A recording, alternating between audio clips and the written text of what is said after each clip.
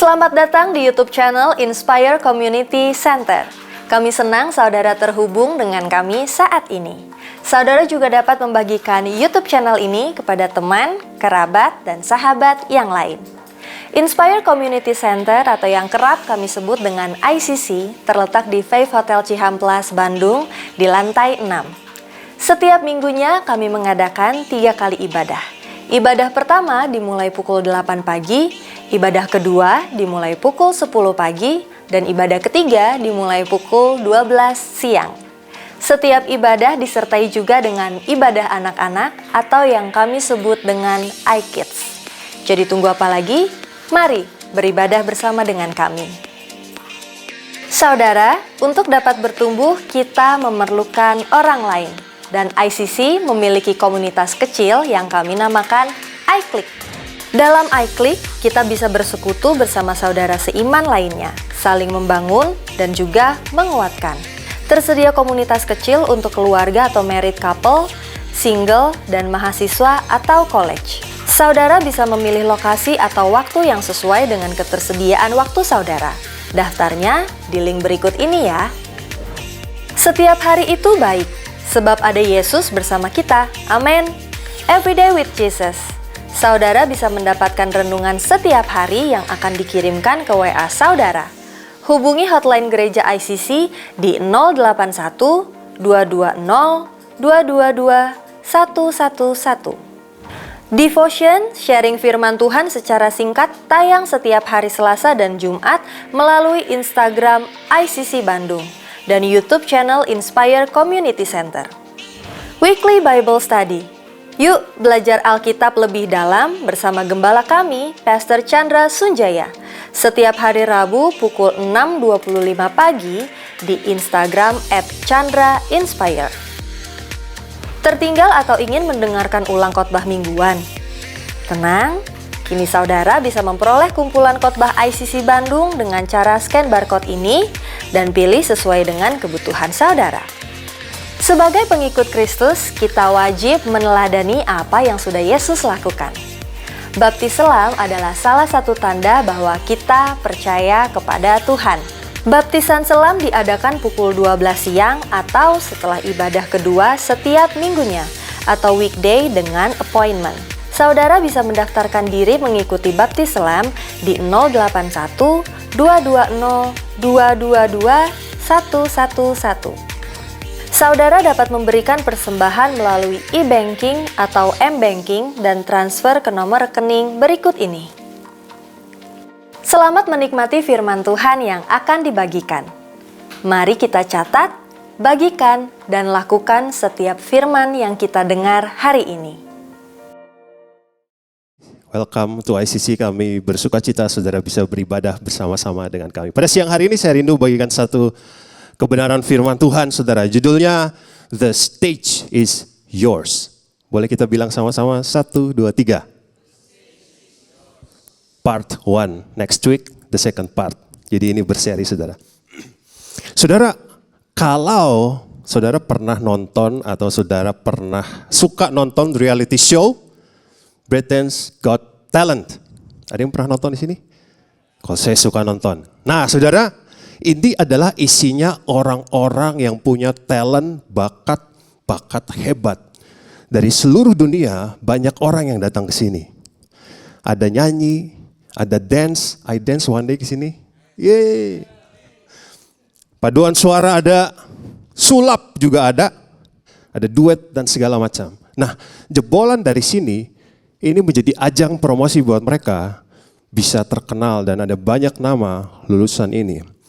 Mereka bisa dikenal di seluruh dunia. Yang menariknya begini saudara, sebelum mereka masuk, mereka akan berkenalan dengan juri. Dan para juri biasanya akan ngomong seperti ini. Apa? The stage is yours.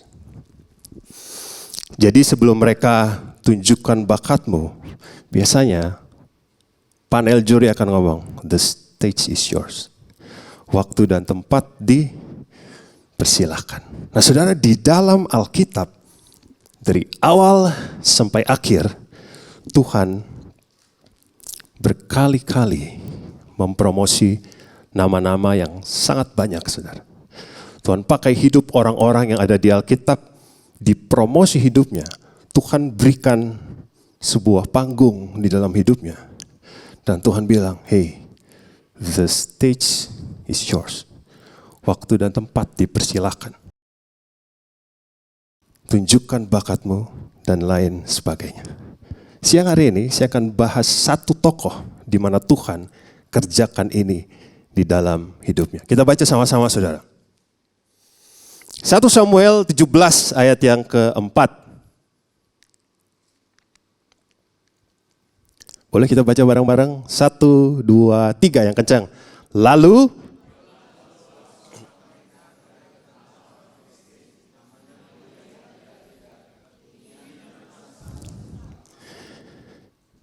Goliat, kalau kita dengar Goliat, ada satu nama yang kita sering dengar. Iya, semuanya udah tahu. Dari sekolah minggu semua udah tahu. Daud dan Goliat yang menang siapa? Daud. Nah, saudara, suatu kali, jadi Goliat ini adalah Filistin.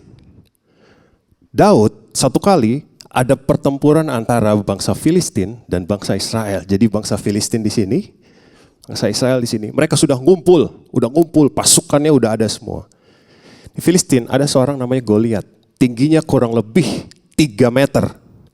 Kalau saya 170 berarti sampai kurang lebih 3 meter. Jadi dia sangat raksasa, saudara. Dia salah satu kota dari salah satu kota Gad. Gad itu salah satu bagian dari Filistin. Di sini bangsa Israel.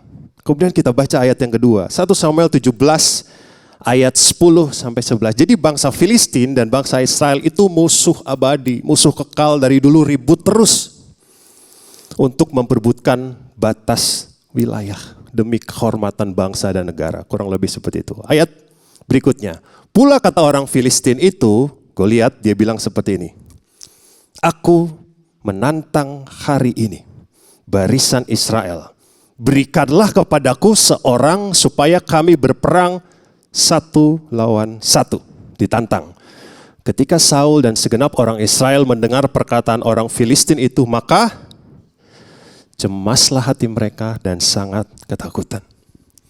Si Goliat dari Filistin nantang orang Israel. Kita duel 1 lawan 1.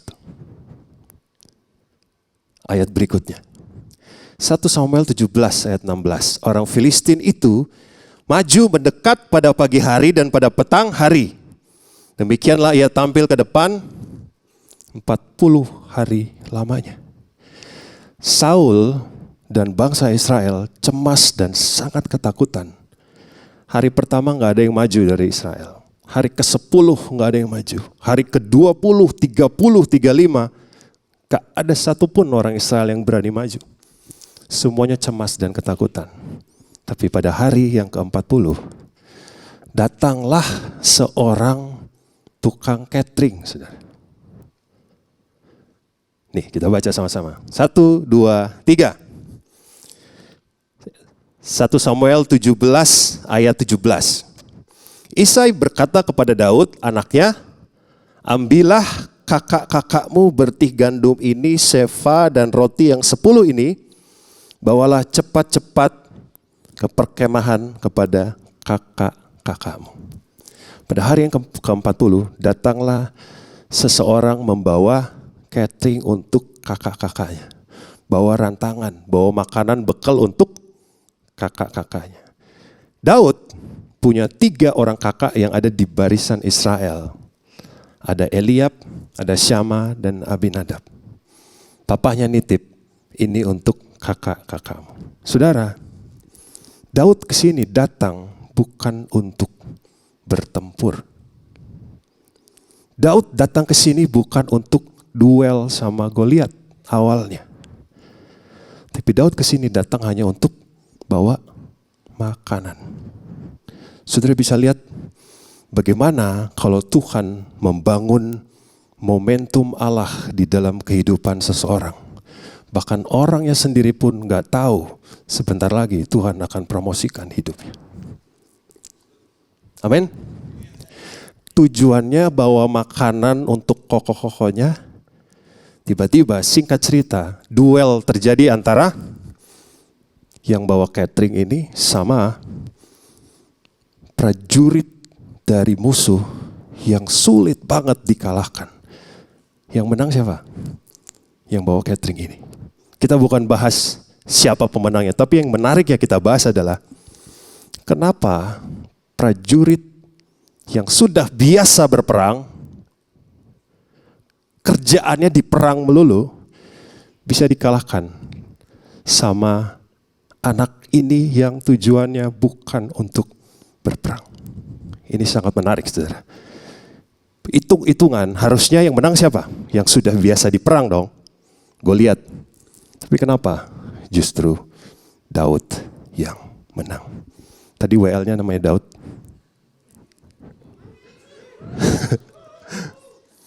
Nah saudara, pada siang hari ini saya akan bagikan dua hal saja saudara. Kenapa Daud bisa menang? Harusnya dia kalah kalau hitung-hitungan, kalkulasi harusnya dia kalah. Yang pertama, faktor yang buat Daud menang adalah the human factor. Kita ngomong sama-sama, 1, 2, 3. Faktor manusia. Ada faktor di dalam diri Daud ternyata yang buat dia bisa mengalahkan Goliat. Saya akan bacakan 3 ayat awal saudara. Yang pertama 1 Samuel 17 ayat 28. Agak panjang, gak apa-apa ya. Ketika Eliab kakaknya yang tertua mendengar perkataan Daud kepada orang-orang itu, bangkitlah amarah Eliab kepada Daud sambil berkata, "Mengapa engkau datang? Lu ngapain ke sini? Ini perang. Dan pada siapakah kau tinggalkan kambing domba yang 2-3 ekor itu di padang gurun? Aku kenal sifat pemberanimu dan kejahatan hatimu. Engkau datang kemari dengan maksud melihat pertempuran." Bukan kokonya senang, kakaknya senang dibawain makanan, justru dia diomelin. Lu ngapain ke sini? Ini perang. Kamu ngapain ke sini? Kakaknya tidak kepikiran bahwa justru adiknya ini yang nanti akan mengalahkan Goliat yang 40 hari tidak ada satupun prajurit Israel yang berani maju. Kakaknya tidak mikir potensi adiknya ini sangat besar yang berpeluang mengalahkan musuh yang bikin cemas hati dan takut 40 hari prajurit Israel. Justru mau disuruh pulang, tidak diharapkan, tidak masuk hitungan. Daud diremehkan oleh kakaknya sendiri. Eliab, itu kakaknya yang pertama. Terus ada yang kedua saudara.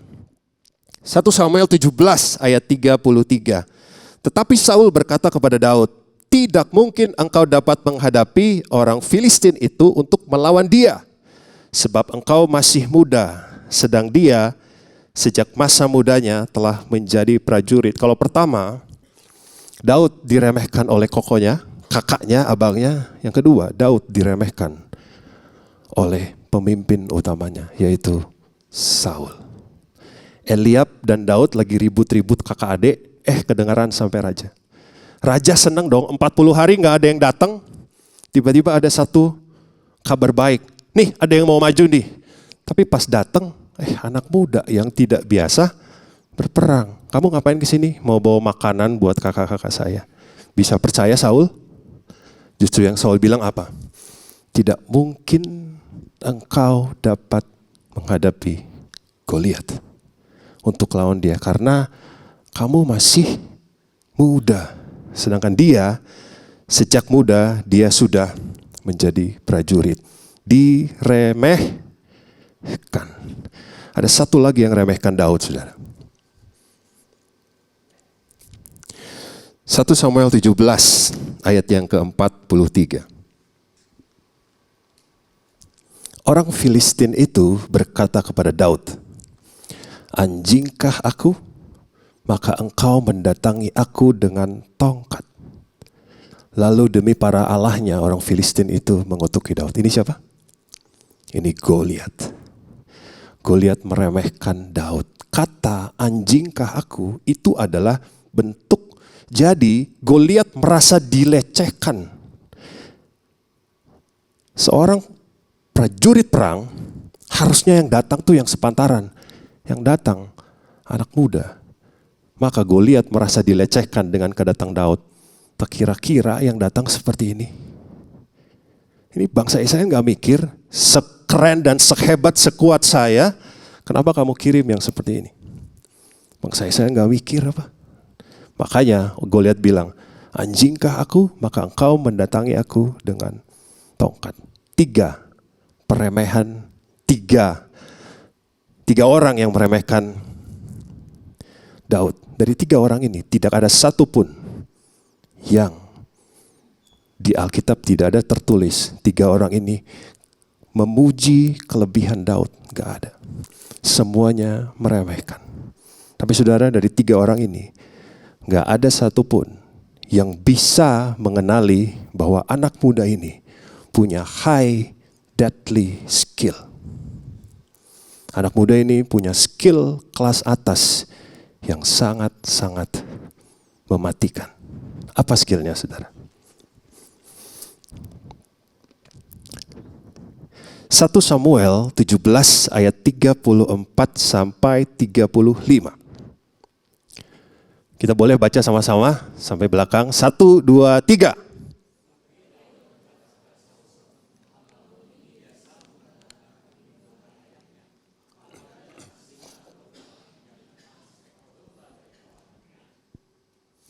Berikutnya, oh ya udah. Maka aku mengejarnya, menghajarnya dan melepaskan domba itu dari mulutnya. Kemudian apabila ia berdiri menyerang aku, maka aku menangkap, lalu menghajarnya dan membunuhnya. Kalau kita cermati ayat ini, di dalam ayat ini ada high deadly skill dari Daud. Ada skill yang sangat mematikan, kelas atas yang dimiliki Daud. Saudara, singa dan beruang ini bukan boneka. Jadi Daud kejar-kejaran dengan singa dan beruang itu bukan adegan lucu-lucuan. Itu hidup dan mati. Betul? Dan saudara mau tahu bagaimana cara singa dan beruang memburu dan membunuh bangsanya? Ini saudara. Pertama, bagaimana singa memburu dan membunuh bangsanya? Singa itu, ada di bawah ya. Singa itu predator puncak, berarti pemangsa kelas atas yang lincah, punya agility yang bagus. Kemudian strategi berburunya itu membuntuti, menyerang tiba-tiba dengan kecepatan tinggi dan tidak terdeteksi. Kemudian menggigit tenggorokan sampai hancur dan dimakan. Bahaya singa. Kemudian beruang. Predator berarti pemangsa. Pemangsa dengan badan yang kuat, bergerak dengan tenang, menyergap dan menjatuhkan lawan dengan gigitan fatal, serta memukul dan menghancurkan tengkorak dan tulang dari mangsanya. Kalau kita lihat ini adalah hewan buas. Ini bukan kucing yang lucu, anjing yang lucu, yang kita main-main, yang saudara post-post di Instagram. Bukan. Ini buas. Daud face to face dengan beruang dan singa. Ini bukan taman safari, kita bisa face to face tapi di tengahnya ada kaca. Ini depan-depanan. Saudara bisa bayangkan Daud pegang janggutnya, itu depan-depanan. Saudara bisa bayangkan betapa beraninya Daud. Bisa depan-depanan dengan singa dan beruang. Kalau kita lihat aja mungkin udah takut. Gak heran ketemu Goliat, dia tidak takut. Itu yang pertama. Bahwa Daud bisa membunuh singa dan beruang. Singa itu lincah, berarti kita bayangkan kelincahan dari Daud bisa mengimbangi kelincahan dari singa. Kekuatan dari Daud bisa mengimbangi kekuatan dari beruang. Orang ini orang yang hebat, keberaniannya besar. Kemudian ada satu deadly skill lagi dari Daud, saudara. Pada zaman kuno, saudara, kalau perang itu ada barisan persenjataan perang kuno itu ada 3 bagian. Yang pertama adalah cavalry. Cavalry itu tentara penunggang kuda. Kalau saudara suka nonton film, itu biasanya ada. Terus yang kedua infanteri. Infanteri itu tentara dengan pedang dan baju besi. Kemudian yang ketiga, tentara dengan umban atau panah. Kita garis bawahi yang artileri, umban. Saudara, di dalam peperangan, pengumban itu kayak ketapel. Ada yang tahu ketapel? Ada yang nggak tahu ketapel seperti apa? Jadi seperti kayu yang ada V seperti ini, kemudian ditarik ke belakang dan bisa melesat. Pengumban ini sangat-sangat ditakuti di dalam peperangan. Kenapa? Ada satu artikel dari buku The Peloponnesian War dari Thucydides, dari sejarawan kuno dari Yunani. Dia bilang seperti ini. Infanteri Athena dihancurkan di pegunungan oleh para pengumban. Akhirnya mereka gagal merebut Sisilia. Pengumban ini sangat berbahaya. Kemudian ada satu peristiwa di Hakim-Hakim 20 ayat 16. Mari kita baca sama-sama. Dari segala laskar ini ada 700 orang pilihan yang kidal. Dan setiap orang dari mereka dapat mengumban dengan tidak pernah meleset sampai sehelai rambut pun. Tahu saudara, berbahayanya seorang pengumban. Kalau dibidik, sehelai rambut pun tidak akan meleset. Berarti, waktu Daud dan Goliat, waktu Saul bilang, kamu gak akan bisa melawan Goliat. Sebenarnya yang sedang di dalam bahaya Daud atau Goliat. Goliat sedang di dalam bahaya ketika berhadapan dengan Daud. Kenapa?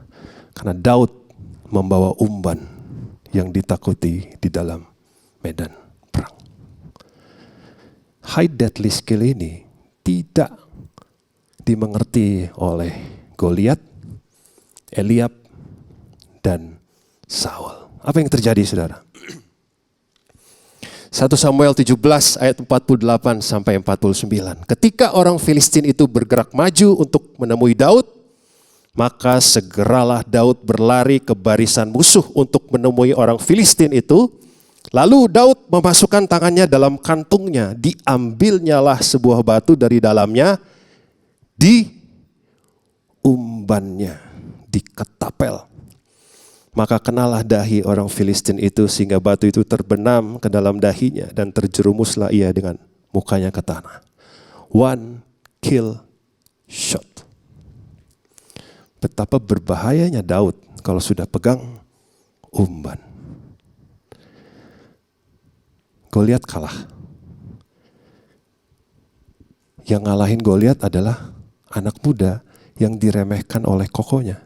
Diremehkan oleh Raja Saul dan diremehkan oleh musuhnya sendiri.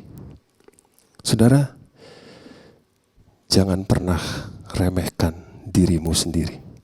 Sekalipun orang sekitarmu meremehkan engkau. Jangan meremehkan apa yang kau lakukan sehari-hari. Jangan remehkan kegiatan aktivitasmu yang kau lakukan sehari-hari. Karena dari situ Tuhan bisa datangkan sebagai salah satu instrumen untuk mempromosikan dirimu. Umban itu dipakai Daud setiap hari. Dia datang ke situ tanpa persiapan. Dia nggak tahu dia akan berperang dengan Goliat. Itu sesuatu yang tidak direncanakan. Tapi Tuhan pakai apa yang ada di tanganmu sebagai instrumen untuk mempromosikan hidup. Kalau Daud pundungan, waktu dibilang sama kokonya, dia bisa langsung pulang. Coba bilang kiri kanannya, jangan remehkan dirimu. Bilang tepuk kiri kanannya, jangan remehkan dirimu. Nah, saudara, kira-kira waktu Daud rubuhkan Goliat, Eliab gimana? Itu adik gua gitu. Itu adik saya, dia selamatin satu-satu. Atau misalnya Saul, saudara bisa bayangkan mimik mukanya Saul. Orang yang dia remehkan justru si anak muda ini yang rubuhkan si raksasa itu. antara malu, antara seneng, udah campur aduk. Tapi saudara sekali lagi, jangan pernah remehkan apa yang kau lakukan sehari-hari. Karena Tuhan bisa bekerja di situ. Apa yang kau usahakan, apa yang kau kerjakan, apa yang engkau lakukan setiap hari, itu berharga di hadapan Tuhan. Amin. Jangan cari yang tidak ada, tapi lihat apa yang tanganmu sedang kerjakan. Karena dari situ promosi Tuhan akan dikerjakan. Amin, saudara. Jadi orang diremehkan itu ternyata dia yang mengalahkan orang yang ditakutin selama 40 hari dari semua bangsa Israel. Yang pertama adalah the human factor, faktor manusia. Terus yang kedua, saudara, ini poin yang terakhir, the God factor. Kita baca sama-sama 1, 2, 3. Faktor ilahi, faktor Allah. Jadi Daud menang pertama karena faktor manusianya, talentanya, kemudian kebisaannya, keunggulannya. Tapi yang kedua adalah faktor ilahi. Saudara, kita baca bersama-sama 1 Samuel 17 ayat yang ke-37. Pula kata Daud, Tuhan yang telah melepaskan aku dari cakar singa dan dari cakar beruang, Dia juga akan melepaskan aku dari tangan orang Filistin itu. Kata Saul kepada Daud, pergilah, Tuhan menyertai engkau. Saudara, begini, Daud pernah mengalahkan singa dan beruang di kemarin-kemarin. Berarti, dan dia bilang itu karena pertolongan Tuhan. Berarti dia percaya ada rekam jejak Tuhan di belakang. Ada rekam jejak pertolongan Tuhan di dalam hidupnya. Dan sekarang dia juga akan bertempur dengan Goliat. Dia percaya ini juga akan menjadi rekam jejak yang sama. Itu maksudnya apa? Daud percaya Tuhannya hidup. Dia percaya Tuhannya akan menolong dia. Tuhan yang sedang dia andalkan adalah Tuhan yang tidak pernah berhenti bekerja. Saudara, apa artinya Tuhan yang hidup bagi Daud? Dengan dia mengerti Tuhan yang hidup, dia gak ada takut-takutnya. Karena dia tahu dia pasti akan ditolong. Kalau dulu Tuhan tolong saya, hari ini Tuhan akan tolong saya.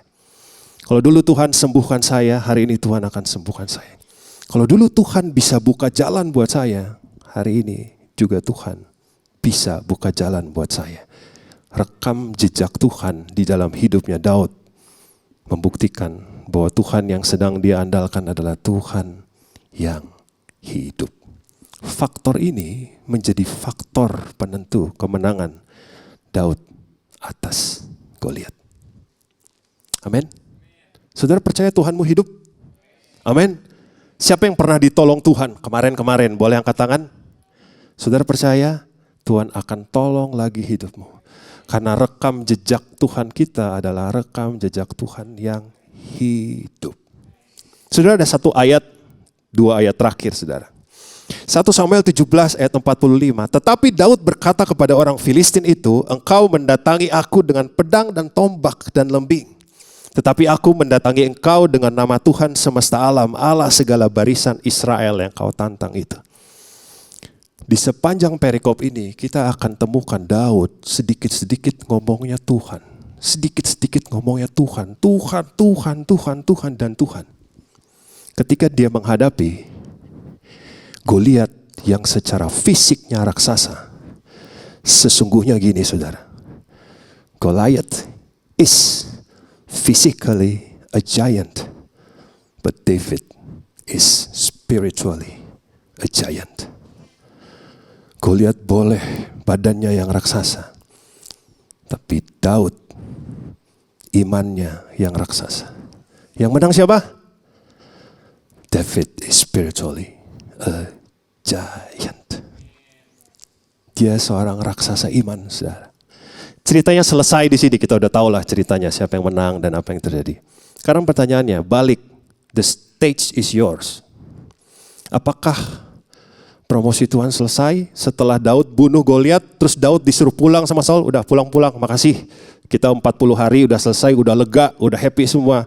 Silakan pulang ke rumahmu dan terima kasih sudah membunuh Goliat. Apakah itu yang dilakukan? Tidak mungkin. Daud adalah aset negara. Dia menjadi harta kekayaan negara. Apa yang terjadi? Ini ayat terakhir, saudara.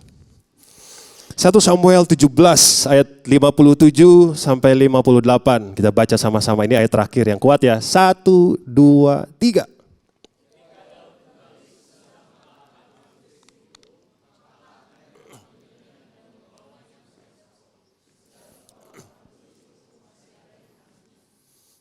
Kata Saul kepadanya berikutnya, "Anak siapakah engkau, ya orang muda?" Jawab Daud, "Anak hamba tuanku Isai orang Betlehem itu." Tuhan kalau promosiin anaknya tidak pernah diangkat di tempat yang rendah. Tuhan angkat di tempat-tempat yang tinggi. Saul siapa? Saul orang nomor 1 di Israel waktu itu. Dan mulai ada percikan-percikan, ini mau dijadiin apa anak ini? Orang hebat, Goliat dibunuh, kita semua gak ada yang berani, tapi dia berani. Dan hidup Daud berubah sejak saat itu. Dan kita tahu Daud menjadi Raja Israel terbesar sepanjang masa. Amin. Saudara, siapa yang rindu hidupnya dipromosikan oleh Tuhan? Jangan remehkan dirimu. Sekalipun orang-orang terdekatmu meremehkanmu, kamu gak akan berhasil, kamu gak akan bisa, kamu gak akan mampu. Gak mungkin kamu bisa mengalahkan Goliat. Tetapi puji Tuhan, Daud tidak meremehkan dirinya sendiri. Terus yang kedua, percayalah kepada Tuhan yang hidup ada di dalam kehidupanmu. Dan one day waktu Tuhan bilang, the stage is yours. Hidupmu sejak hari itu tidak akan pernah sama lagi. Sejak hari itu hidup Daud tidak pernah sama lagi. Dia tidak pernah kembali lagi ke titik awal. Dia menjadi orang yang berkali-kali membawa kemenangan bagi Israel. Amin, saudara. Siapa yang rindu sekali lagi hidupnya dipakai oleh Tuhan? Mari kita beri tepuk tangan yang meriah bagi Tuhan. Mari kita bangkit berdiri bersama-sama, saudara.